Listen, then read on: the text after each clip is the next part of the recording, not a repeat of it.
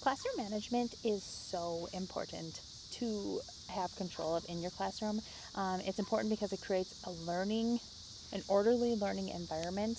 It improves meaningful academic learning. It increases students' academic engagement and lowers negative classroom behavior. So some of the things that I'm going to incorporate into my classroom are attention getters. So a big thing that I do right now as a para is a clapping attention getter. So when I'm sitting there, I'll do like a rhythm, so then the student, when they hear me do that, they would repeat, which keeps their attention and on me and knows that I need their attention. So then another thing that I do while I'm in the classroom is when I really need their attention, I'll say hey, hey, and they'll say, hey, what? So that's just something that I will do right away in the beginning of school.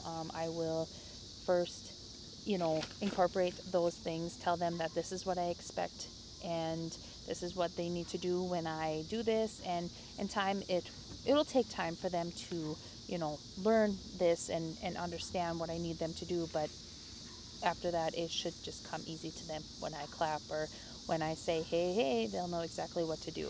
Some other things would be I will model the ideal behavior that I expect of these students, using polite language, maintaining eye contact when I'm talking to them, keep my phone put away because that'll help me so that they don't see that. They're not going to take their phone out, depending on the ages, obviously.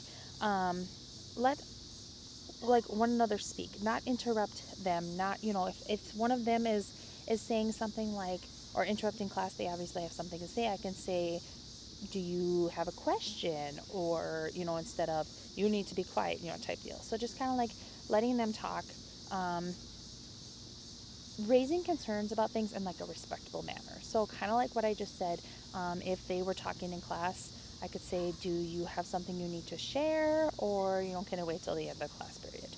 Another thing would be letting students help establish some guidelines in the classroom. So, starting off the school year, ask them what they believe should and shouldn't fly in the classroom. I mean, I think we would all be a little shocked to see what some of them would actually say, but some I think would actually really have a good insight on what should. Having a discussion would lead to the understanding and respect of expectations in the classroom. Another thing that I would do in my classroom is holding parties for exceptional behavior. So, one thing that I think I'm going to do is we'll have the good beans and the bad beans, right? So we'll have a jar that'll have lots of beans in them, okay?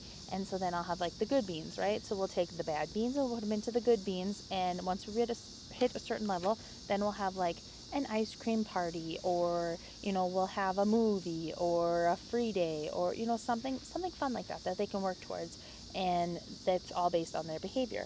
Another thing that I really want to do as a teacher that I kind of wish most teachers would do would be positive letters and phone calls.